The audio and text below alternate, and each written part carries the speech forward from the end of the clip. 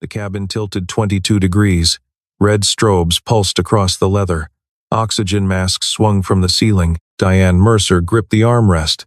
Her lipstick had cracked. For the first time in her 38 years, she did not know what to do. The pilot's voice broke across the speaker. "We've lost number 2. We're declaring emergency." The cockpit door opened. A man in gray coveralls streaked with oil walked past her. 5 hours earlier, she had called him just a mechanic. He looked at her for half a second, then kept moving. He didn't ask permission.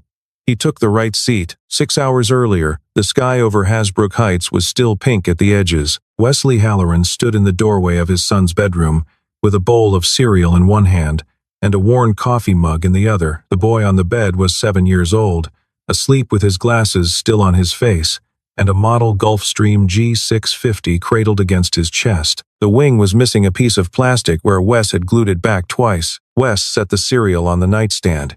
He slid the glasses off Theo's nose, folded them, and placed them next to the bowl. The boy stirred but did not wake. "Mrs. Garza is picking you up after school, buddy," Wes whispered. "Daddy might be late." "Charter run." He kissed his son's forehead. The skin smelled like grape shampoo and graham crackers. Wes stood there a moment longer than he needed to, then turned off the lamp and closed the door without a sound. His pickup was a 2007 Ford F-150 with a cracked taillight and a checklist taped to the dash. He drove the 4 miles to Teterboro Airport in silence, the radio off, a coffee thermos sweating between his thighs. At the same hour, in a Blacktown car gliding across the George Washington Bridge, Diane Mercer was reading a deck on her tablet. She wore a charcoal suit, no jewelry except a wristwatch, and Christian Louboutin pumps that had never once touched concrete dust. Her audit team sat in the rear-facing seats, 2 analysts and 1 in-house counsel. None of them spoke. The Meridian Jet Services hangar smelled of jet fuel, hand cleaner, and the metallic burn of arc welding. Calvin Briscoe met her at the side door. Cal was 63, broad in the shoulders, and tired in a way that had nothing to do with the hour. "Ms. Mercer." "Mr. Briscoe." Her heels clicked across the painted concrete. She passed a Gulfstream tail, number N729 Alpha Mike. White belly suspended over a wheeled platform. A man in coveralls knelt beneath the right engine cowl, a torque wrench balanced on his forearm. He looked up, wiped his hands on a rag, and nodded to her. She did not return the nod. "Head count in this hangar?" she said to Cal. 22 A&P technicians, 3 avionics, 2 cleaners. "We're cutting to 14. Cal's jaw moved. He said nothing. One of the younger analysts behind Diane consulted his tablet, then pointed at the kneeling man. "That one, Halloran. 3 years on the floor. No certifications above A&P. No type ratings on file." Diane glanced down at Wes. Her eyes moved over the coveralls, the oil-stained knuckles, the missing badge of any kind. "So basically," she said, "you're just a mechanic." Wes looked at her. His face did not change. "Yes, ma'am." He turned back to the engine. Cal stood very still. He knew exactly who was kneeling under that cowl. He had known for 3 years. He had also signed a non-disclosure agreement that said he could not say. Diane tapped at her tablet as she walked away. "Halloran, W. Recommend severance package B." The hangar door slid open behind her, letting in a wedge of morning sun. The light caught the engine fan blades. None of them noticed the hairline mark that ran along the inboard edge of the third blade. The break room at Meridian smelled like microwaved coffee and old vending machine pastries. Diane stepped inside at 12:40. She wanted 10 minutes alone. Her counsel had gone outside to take a call from Manhattan. The audit team was reviewing payroll in the conference trailer. She pulled at the handle of a steel locker, expecting to find the coffee maker behind a partition. The locker swung open. It was not the supply cabinet. Inside, taped to the inner door, was a photograph of a boy with glasses and a brown-haired woman with a kind smile. Their cheeks were pressed together. The boy was missing a front tooth. Below the photograph was a small framed medal. Diane bent closer. Distinguished Test Pilot Award. Society of Experimental Test Pilots. Awarded to Wesley J. Halloran. 2018.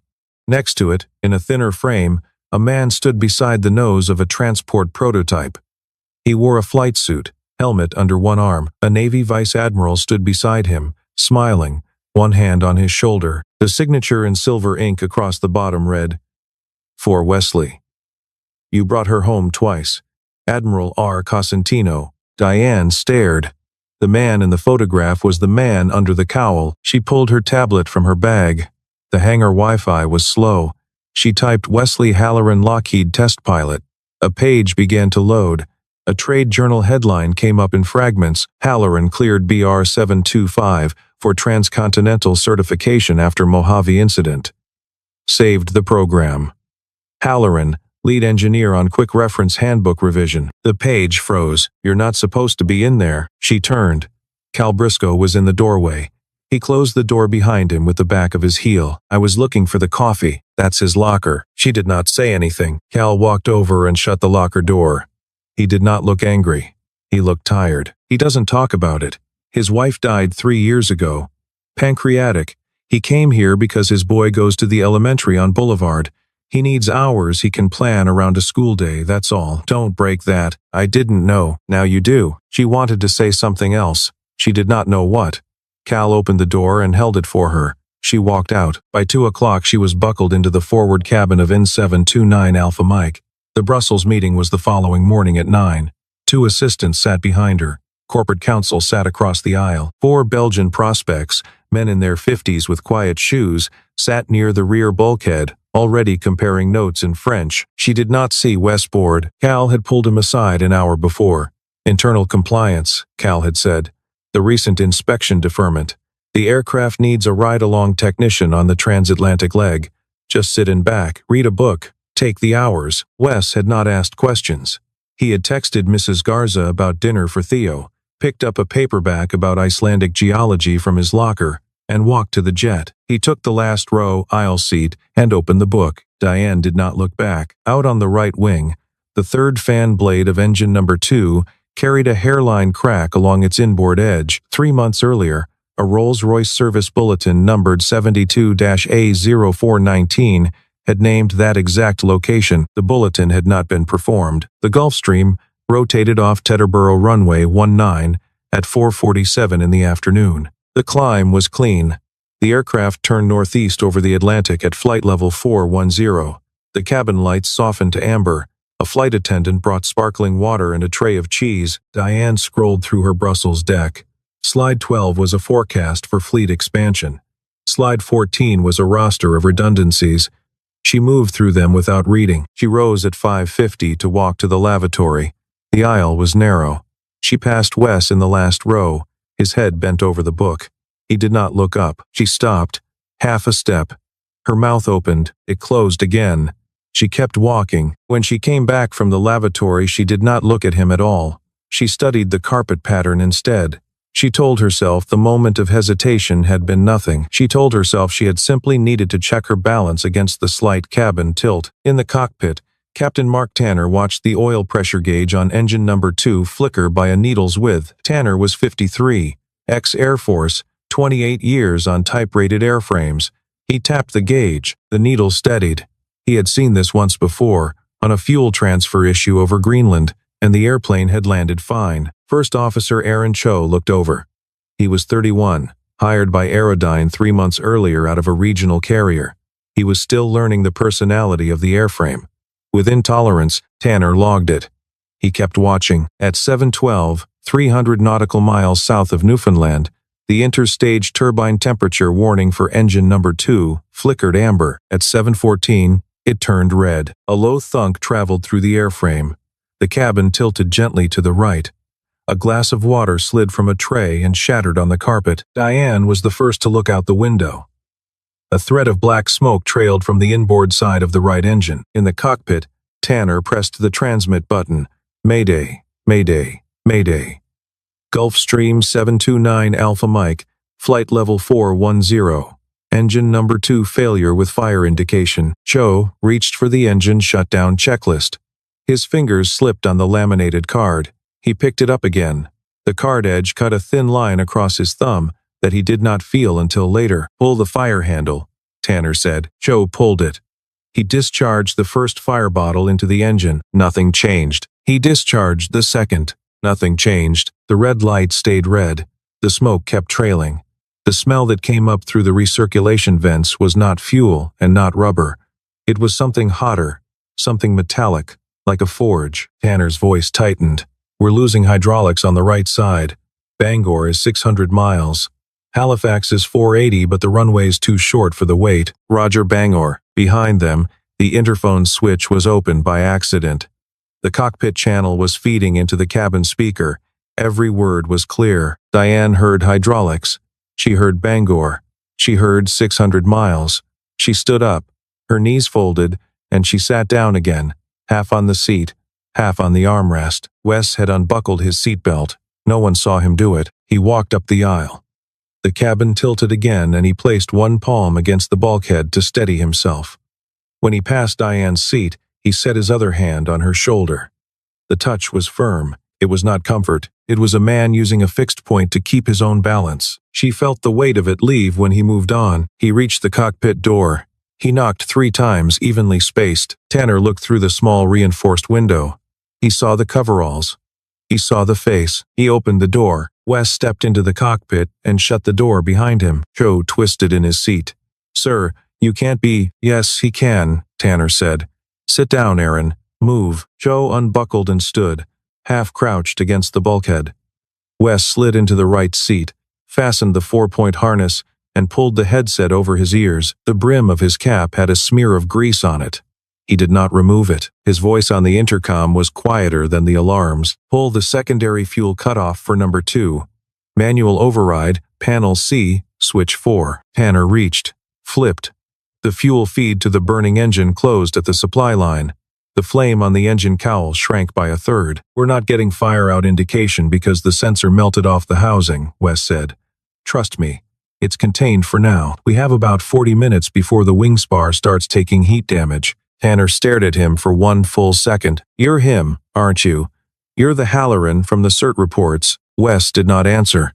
He reached for the FMS keypad and began to recalculate. He pulled the weight from the load sheet, subtracted fuel burn since takeoff, added the drag penalty for a windmilling engine, and worked the headwind against the remaining single-engine cruise ceiling. He spoke aloud as he worked, not to Tanner, but to himself. 128 knots final approach. Glide slope at 3.5. We're going to need flap 39 and no flap 40. We'll trim out the rudder offset with 3/4 left. Sope. He flipped to a second page in his head. He had certified the single-engine ferry procedure on this airframe in 2015, on a clear morning out of Mojave, with a vice president from Rolls-Royce, sitting in the right seat where he was sitting now. He remembered the numbers. He had never written them down anywhere a person could find them, but he had not forgotten them. He never forgot numbers tied to a wing. In the cabin, the interphone was still open.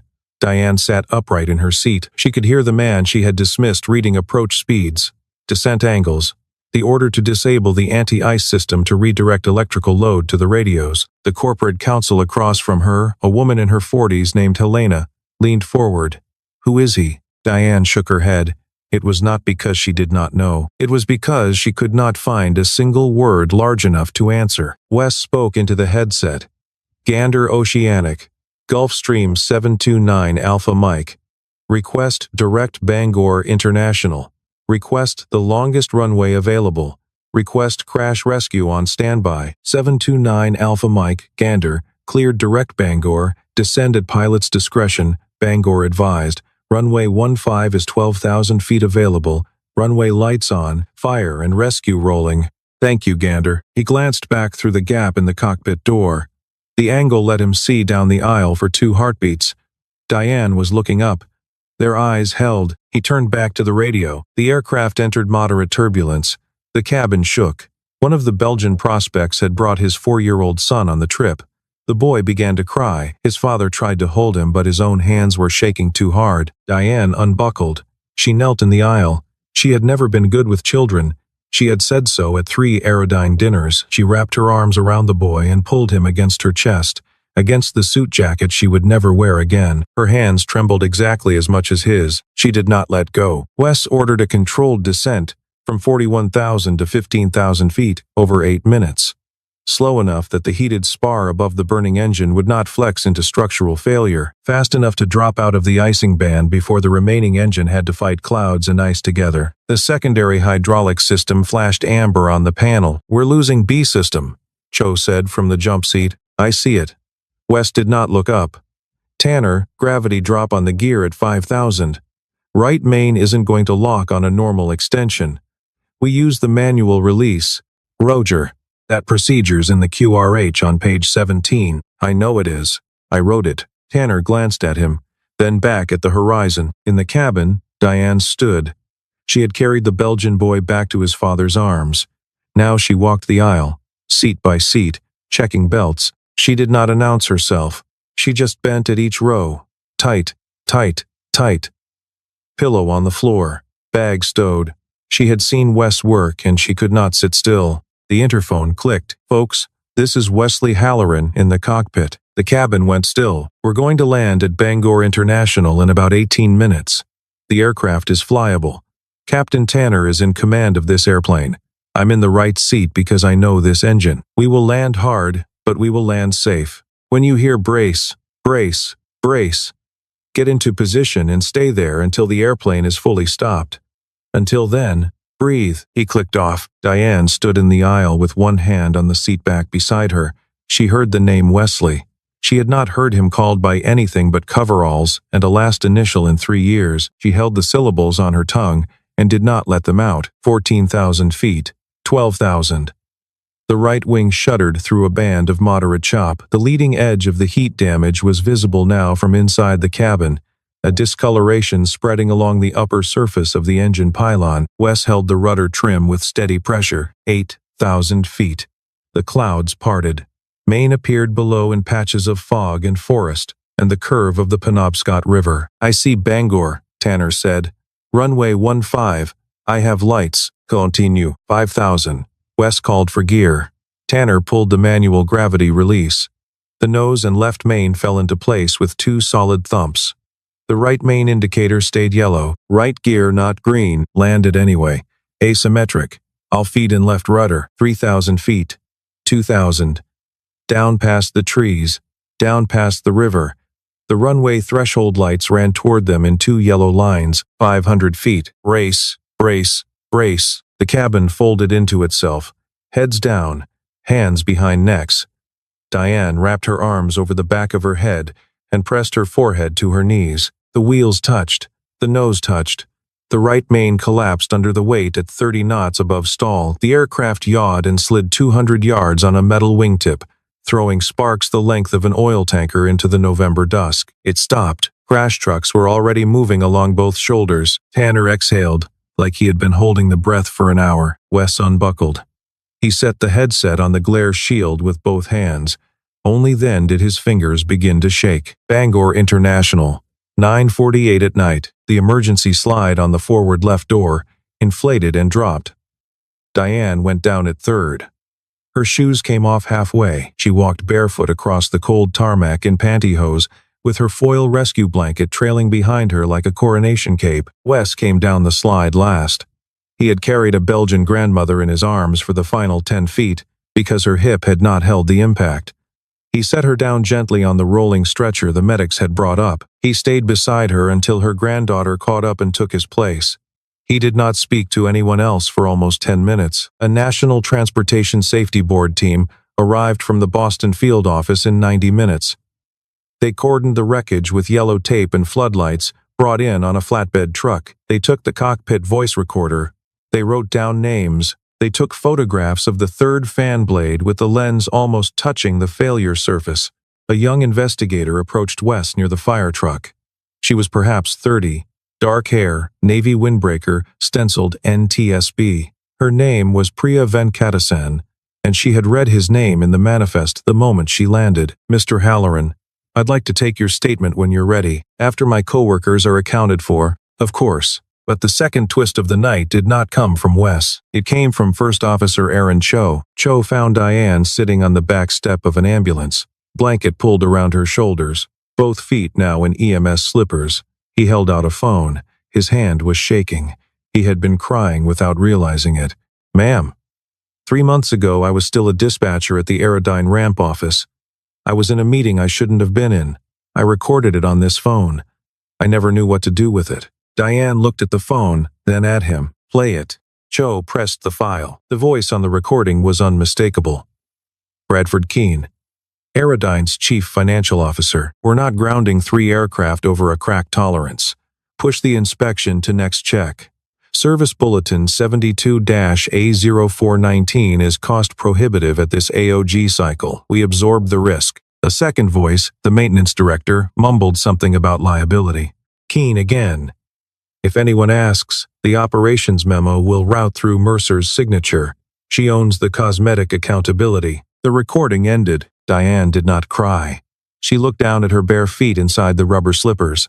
There was a streak of runway grease across the top of her left foot. She thought, with a clarity that surprised her, that she had been used, not just used, positioned. The operations memo Keene had asked her to sign 2 months ago, the one she had signed on the strength of a 5-line cover note from his office, had been the cover sheet on 3 deferred service bulletins. Her signature was on the documents that had grounded nothing. Send me the file, she said quietly to Cho, and the metadata, and keep the original. Yes, ma'am. Thank you for recording it. Cho's eyes filled.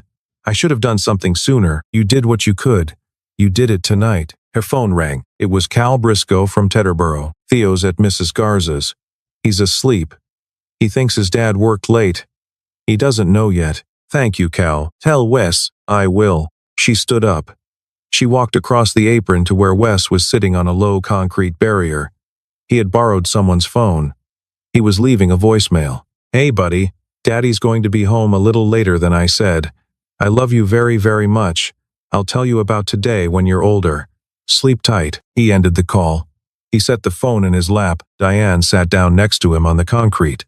She did not say anything. The fire truck lights spun red across both their faces. They sat that way for 7 minutes. The Hilton Garden Inn near the Bangor terminal had rooms for everyone by 1 in the morning. Diane could not sleep. She walked the carpeted hallway in hotel slippers, holding 2 styrofoam cups of vending machine coffee.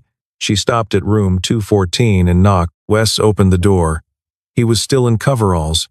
He had washed his hands twice, but oil remained in the creases of his knuckles like ink in old paper. She held out one of the cups. I owe you an apology I do not know how to make. He took the coffee. He stepped back from the door. Come in. The room was generic and small. She sat in the chair by the window. He sat on the edge of the bed. They talked until 3. She asked about Marianne. He told her. He said the diagnosis came in March, and Marianne was gone by October, and the months in between were the only ones in his life he could not remember in order. He said Theo had asked, on the day of the funeral, whether Mommy could see the airplanes from where she was. He said he had told the boy yes. She told him about Brussels, about what she had been going to say in the meeting, about the consolidation slide she had reviewed on the climb out. She told him she had not eaten dinner with anyone she liked in 2 years. She asked him why he had hidden the rest of it. He thought about it for a while. Because the man Lockheed knew couldn't make Theo's lunch in the morning. That man flew prototypes at 3 in the morning out of Palmdale. That man was gone for 2-week certification cycles. I had to become someone slower. You weren't slower, she said. We just looked at you wrong. He looked at her. For the first time since she had met him, he smiled. It was small and tired, and entirely real, she said. What happens to Meridian now? He said. That depends on you. She did not answer. She drank the last of the cold coffee. The first gray light of a Maine morning was already touching the window. Outside, in the distance, the wrecked Gulfstream lay on its side at the end of runway 15, its right wingtip buried in November grass. The Aerodyne crisis team chartered a clean aircraft at 7 in the morning to fly the group back to Teterboro. Different airframe, 2 new pilots. Wes took a window seat in row 3. Diane sat 2 rows back, on his side of the aisle. The flight was an hour and 40 minutes. She watched the back of his head for most of it. He kept his eyes closed. He was not sleeping. He was thinking about Theo. At Teterboro, the boy was waiting at the perimeter gate with Mrs. Garza. He saw his father before his father saw him. He pushed through the fence railing and ran straight across the apron, scraping the knee of his jeans, and clamped himself around Wes's leg. He did not let go for a full minute. He did not know why his father's clothes were creased or why his eyes were red. He just knew the shape of him. Diane stood 10 paces back. She watched the boy and the man. She had not cried since her divorce 3 years before. She had not cried, in fact, since she was 22. She cried now. Quietly. Not for herself. 2 days later, Cal Briscoe asked Diane to meet him alone in the back office at Meridian Jet Services. The office was small. The desk was scratched. There was a beer fridge in the corner that no one had stocked beer in for at least a year. Cal opened the fridge. He pulled a manila envelope from behind a stack of Tupperware containers. The envelope was sealed with 3 lengths of duct tape. He laid it on the desk. I have been waiting for an excuse to give this to someone who would do something with it. He cut the tape with a folding knife. Inside were 6 months of emails between Bradford Keene and the maintenance director of Aerodyne Charter Group. The first one demanded the deferral of Service Bulletin 72-A0419. The next requested cost reductions on Pratt & Whitney consumables. The third deferred 2 more bulletins on a different airframe. The fifth was the worst. If anyone in operations asks, route it through Mercer's signature on the operations memo. She owns the cosmetic accountability. We keep ours clean. Diane read it twice. Her hands were colder than the air in the room. Why didn't you say anything? They had me under a non-disclosure agreement. The acquisition gave Aerodyne a 60-day quiet period clause. I would have lost the hangar and my pension if I had spoken before that closed. After Bangor, no agreement is strong enough. Why are you trusting me with this now? Cal looked at her for a long moment. Because Wes does. She did not have an answer for that. She sat down in the chair across the desk. She put both hands flat on the wood. She could feel her own pulse against the grain. Cal, if I take this to the regulators, Aerodyne will countersue you within 48 hours. They will say you violated the quiet period. They will go after Meridian's certificate. I know. They could shut you down. I know that too. And you're handing this to me anyway. I am. Why? Cal leaned back in his chair. The chair creaked. He looked at the framed photograph on the wall above his desk. It was a picture of his own father, taken in 1971, standing in front of a hangar DC-3. My old man told me one thing about this work. He said the airplane does not care who signs the paperwork. The airplane cares whether somebody saw the crack. He looked back at her. Somebody saw the crack. 3 months ago. The bulletin came out, and somebody in this hangar walked over to a desk and reported it. And the desk passed it up the chain. And the chain killed it. I have been waiting to find out who killed it. And now I know. I am not letting somebody die for that. Not after Bangor. Not ever. Across the hangar floor, in the bay where the spare avionics were stored, Wes was sitting on the concrete with his son.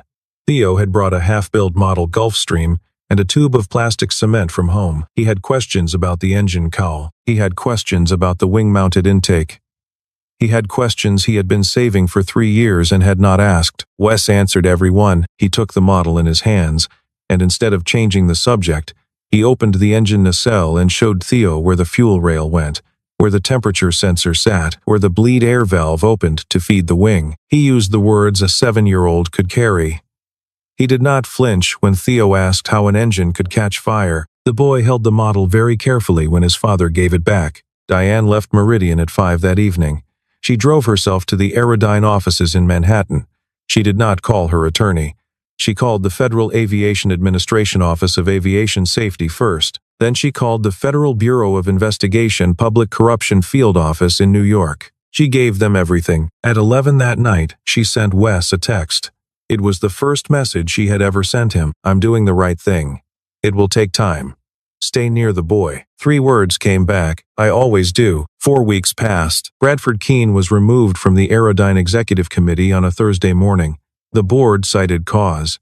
The press release used the phrase, irreconcilable governance differences. By the following Monday, the Federal Bureau of Investigation had opened a criminal inquiry into willful violations of aviation safety regulations. Search warrants went out to 2 server farms in New Jersey and 1 storage facility in Connecticut. Subpoenas reached 14 Aerodyne employees, including the maintenance director who had carried out Keene's deferral. The preliminary National Transportation Safety Board report on the Bangor incident confirmed that the inboard edge of the 3rd fan blade had carried a pre-existing fatigue crack. The crack would have been detected at routine inspection if Service Bulletin 72-A0419 had been performed. The report named no fewer than 3 people in the Aerodyne corporate office who had received the bulletin in writing and signed off on the deferral. Diane's name appeared once in the report, in an appendix, identified as the recipient of an operations memo she had not authored. and on which her signature had been used as a routing convenience. The Aerodyne board met an emergency session twice in a single week. On the second meeting, under pressure from the airline's insurance underwriters and from 3 institutional investors, the board appointed Diane Mercer as interim chief executive officer. The vote was unanimous. Diane declined the appointment in the first call. She accepted it in the second, with 4 written conditions. Meridian Jet Services would not be fully absorbed into the Aerodyne maintenance vertical. Calvin Briscoe would retain 51% ownership and full operational independence on maintenance decisions. No technician would be terminated as part of the reorganization. A new aviation technical scholarship fund would be established at the local community college, providing tuition for first-generation students pursuing the airframe and power plant certification. The scholarship would be named the Marianne Halloran Aviation Technical Fund. Wes received the founding letter at the Meridian shop 2 weeks later. The envelope had the Aerodyne Foundation seal on it. He opened it standing at the workbench. He read it once, set it down, and read it again. He sat down on a wheeled stool, the letter flat in his lap. He did not speak for 3 minutes. Cal came over and put a hand on his shoulder. He had been waiting for this. She didn't ask permission. Wes huffed out something close to a laugh. The sound was thicker than he expected. She never does. That's why He stopped. He did not finish the sentence. Cal squeezed his shoulder once and walked back to his office without making him say it. The following Friday his phone rang. Diane. Hi. Hey. There's a Boeing Aviation Heritage exhibit opening at the Air and Space Museum Annex in Washington this weekend. The Smithsonian Udvar Hazy. I bought 3 tickets. 3? Yes, 3. There was a long silence. Long enough for him to hear her exhale. We'll be there, he said. 6 weeks after Bangor, autumn had come fully to Teterboro.